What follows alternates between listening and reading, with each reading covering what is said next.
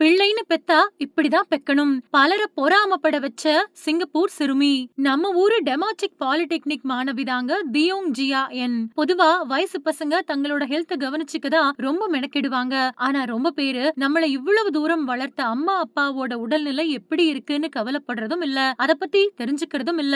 ஆனா நம்ம தியோங் அப்படி இல்ல. தன்னோட அம்மாவுக்கு 2021ல கோவிட் வந்தப்போ வாசனை சக்தி போயிருக்கு. அத பொதுவா அனோஸ்மியா அப்படின்னு சொல்லுவாங்க. அதுவும் சமையல்ல பின்னி பெடல் எடுக்கிற அவங்க அம்மாவுக்கு இந்த பிரச்சனை வந்தது பெரிய கவலையா மாறி இருக்கு. ஆனா தன் அம்மாவோட கஷ்டத்தை பார்த்த தியோங் சும்மா இருக்காம தன்னோட படிப்பு அறிவை வச்சு ஒரு சூப்பர் தீர்வை கண்டுபிடிச்சிருக்காங்க. அதுதான் ரேமோர் அப்படின்னு சொல்லப்படக்கூடிய ஒரு ஸ்பெஷலான ஸ்மெல் ரீட்ரெய்னிங் கிட். இதோட ஒரு மொபைல் ஆப்பும் இருக்கு. இந்த கிட் மூலமா வாசனை இழந்தவங்க கொஞ்சம் கொஞ்சமா திரும்பவும் வாசனைய உணர பயிற்சி எடுக்கலாம். தன்னோட அம்மாவுக்கு ஒரு குறைன்னு வந்ததும் அத பத்தி கவலைப்பட்டு முடங்காம தன்னோட படிப்பறிவை வச்சு அந்த பொண்ணு கண்டுபிடிச்ச விஷயம் இப்போ பலராலும் பாராட்டப்படுது. எங்க அம்மா மறுபடியும் பழைய மாதிரி சந்தோஷமா சமைக்கணும், அவங்களுக்கு நம்பிக்கை தரணும் அப்படிங்கிறது தான் என்னோட ஆசைன்னு சொல்லிருக்காங்க தியோங்.